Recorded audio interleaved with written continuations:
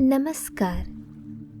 हमारे चैनल नींद की प्याली में आपका हार्दिक स्वागत है। आज हम आपको एक अनोखी और मधुर कहानी सुनाने जा रहे हैं जो आपके दिन भर की थकान, परेशानियों और सभी उलझनों को धीरे धीरे आपसे दूर कर देगी, ताकि आप पूर्ण शांति से नींद की मीठी गोद में समा सकें। तो सबसे पहले एक शांत, आरामदायक जगह पर बैठें या लेट जाएं। अपनी आंखें बंद करें और धीरे धीरे अपनी सांसों पर ध्यान केंद्रित करें। गहरी सांस लें और उसे धीरे धीरे बाहर छोड़ें। आज का दिन चाहे कितना ही कठिन क्यों ना रहा हो, अब सब कुछ पीछे छोड़ देने का समय है। याद रखें, जब हम भविष्य की चिंता में खो जाते हैं तो वर्तमान की खूबसूरती हमसे छिन जाती है। अपनी हर सांस के साथ अपने मन की हर फिक्र को बाहर निकालें। जब भी सांस छोड़ें, अपनी सभी चिंताओं को छोड़ने की कल्पना करें। अपने शरीर को पूरी तरह से ढील दें। अपने मन को शांति की गहराई में डुबो दें। हमें पूरी आशा है कि इस कहानी के हर शब्द में आपको वह सुकून और शांति मिलेगी जो आपकी आत्मा के हर कोने को छू जाए। तो आइए अपने मन और शरीर को इस पल में डुबो दें और हमारे साथ इस नई जादुई कहानी के अनुभव में शामिल हो जाएं।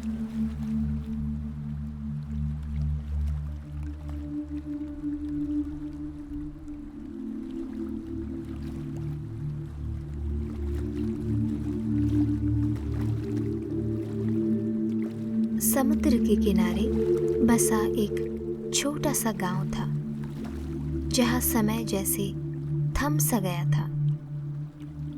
वहां एक बुजुर्ग व्यक्ति केशव रहते थे।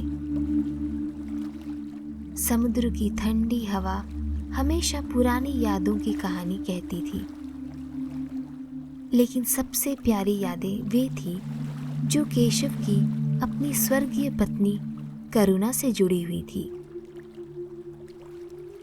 करुणा और केशव का प्यार इतना गहरा था कि मानो समय भी उनके प्रेम के सामने झुक गया हो। करुणा की हंसी उनके घर की धड़कन थी। उसका प्यार और कोमल स्पर्श हर कठिनाई में सुकून और शांति का अनुभव कराता था।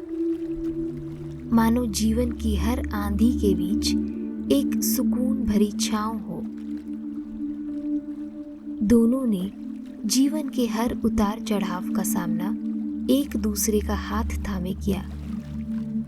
जब भी कोई मुश्किल घड़ी आती, उनका प्रेम और विश्वास उन कठिनाइयों को सहने की ताकत देता था।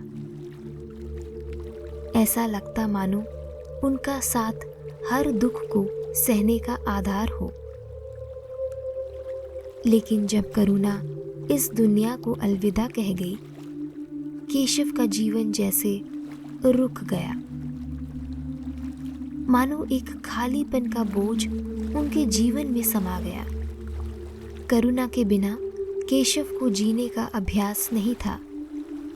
इसीलिए रोज की जिंदगी उनके लिए एक संघर्ष बन गई थी। वो बगीचा जिसे कभी करुणा अपने प्यार से सजाया करती थी, अब वीरान और सूना हो गया था। हर फूल का रंग जो कभी उसकी आंखों में चमक भरता था, अब मुरझाया सा दिखने लगा था। और सूरज की गर्मी जो कभी उन्हें सुकून देती थी, अब वही रोशनी से एक अजीब सी ठंडक महसूस होती थी। ऐसा लगता था कि केशव की जीवन से सारी सुकून और गर्मजोशी करुणा के साथ ही चली गई हो। हर रोज केशव अपने बगीचे में जाते और उस जगह को देखते जहाँ कभी करुणा बैठा करती थी, और उन्हें लगता कि जैसे उनकी सारी खुशियाँ भी उसी के साथ चली गई हों। अब वो बगीचा केवल यादों का एक घर बनकर रह गया था, जहाँ हर फूल, हर पौधा उसके खोए हुए जीवन साथी की याद दिलाता था। करुणा के जाने के बाद एक चीज अब भी केशव के पास थी, एक पुरानी जर्जर छतरी। यह छतरी करुणा को बेहद प्रिय थी, पर यह छतरी साधारण नहीं थी।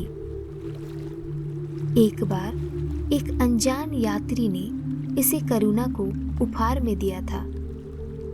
उसने बड़े विश्वास के साथ कहा था कि इस छतरी में अद्भुत शक्तियां छिपी हैं जो इसे खास बनाती हैं। उस समय केशव और करुणा ने यात्री की बातों को हंसी में उड़ा दिया और उसे सिर्फ एक मनोरंजक कहानी समझा।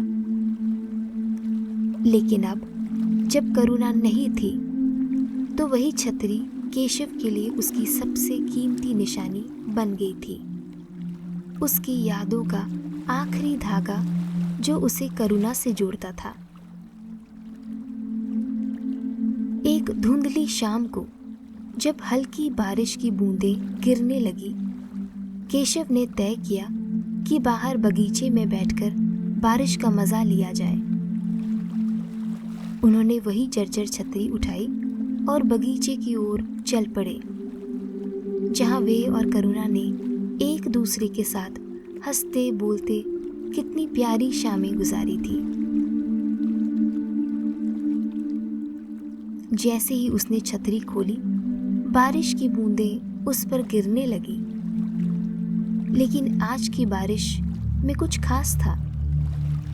बूंदों में एक नरम चांदी जैसा चमकदार गुण था, जो इसे सामान्य बारिश से अलग बना रहा था।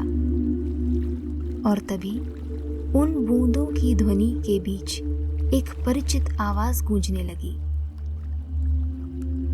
केशव, वह आवाज जिसे सुनने के लिए केशव का दिल तरस रहा था। यह करुणा की मीठी आवाज थी, जो उसे यादों में मधुर गीत की तरह सुनाई दे रही थी, मानो वह अभी भी उसके पास हो। केशव, करुणा की कोमल आवाज फिर से सुनाई दी, ठीक वैसे जैसे घर में कभी वह बात किया करती थी। केशव का दिल धड़क उठा। करुणा, उसने कांपती आवाज में कहा, जिसमें आशा और अविश्वास दोनों छलक रहा था। हाँ केशव, करुणा की आवाज में वही स्नेह था जो उसने हमेशा अपने पति को दिया था। मैं अब भी तुम्हारे साथ हूँ। उस पल में जैसे सारी दुनिया ही बदल गई। ऐसा लगा मानो बगीचे के मुरझाए हुए फूल फिर से खिल उठे। हवा में वही पुरानी गर्मी लौट आई और चारों ओर उनका स्नेह बहने लगा। छतरी के नीचे केशव को ऐसा महसूस हुआ कि करुणा उसके ठीक पास बैठी हो। अब जब भी बारिश होती, केशव उसी जादुई छतरी के साथ बगीचे में जाते और करुणा से बातें करते जैसे कुछ बदला ही ना हो। करुणा उसके दिन भर का हाल पूछती, उसकी बातों पर हंसती जैसे पहले हंसा करती थी। केशव उसे बताता कि वह उसे कितना याद करता है और करुणा उसे यह एहसास दिलाती कि उनका प्रेम कभी भी खत्म नहीं हुआ। वे दोनों अपने सबसे खूबसूरत पलों के बारे में बात करते। शाम के वक्त मोमबत्ती की रोशनी में साथ बिताए गए खाने की, वो मधुर गीत जो करुणा गुनगुनाया करती थी, और समुद्र किनारे चांदनी रात में की गई सैर। इन खूबसूरत पलों को याद करते हुए केशव की आंखों में आंसू भर आते और करुणा की मधुर आवाज उन्हें शांत करती।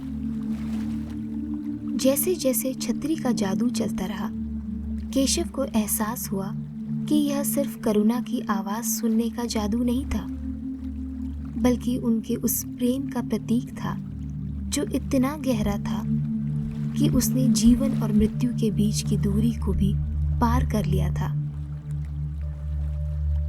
छतरी उनके अनंत प्रेम का प्रतीक बन गई थी, जो यह याद दिलाती थी कि सच्चा प्रेम ही सबसे बड़ी जादुई शक्ति होती है।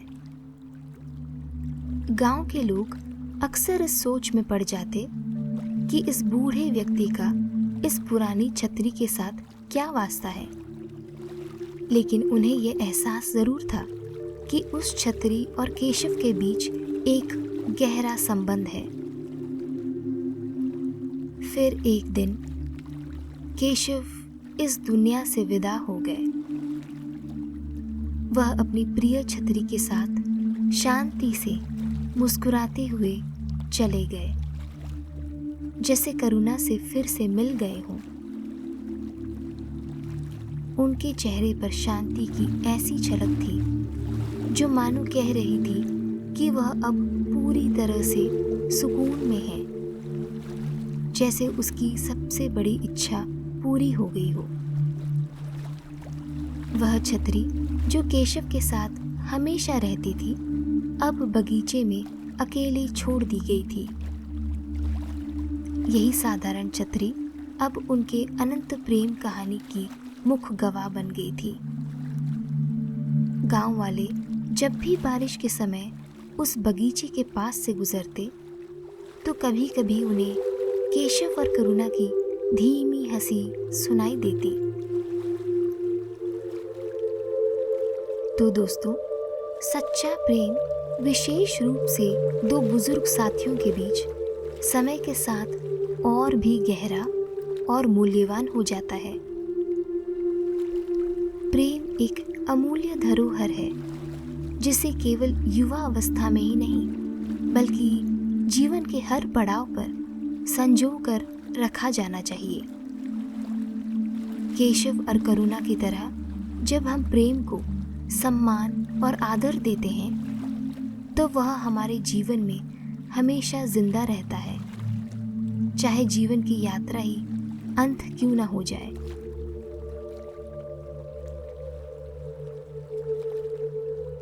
इस कहानी के समाप्त होने पर हम आशा करते हैं कि आप विश्राम की उस गहराई में उतर चुके होंगे जहां केवल शांति और सुकून का एहसास है। धीरे धीरे इस कहानी को अपने हृदय में समेटे हुए स्वयं को मीठे नींद की गोद में सौंप दें, जहां हर चिंतन, हर थकान विलीन हो जाए और बस एक गहरी मधुर निद्रा के स्पर्श का एहसास हो।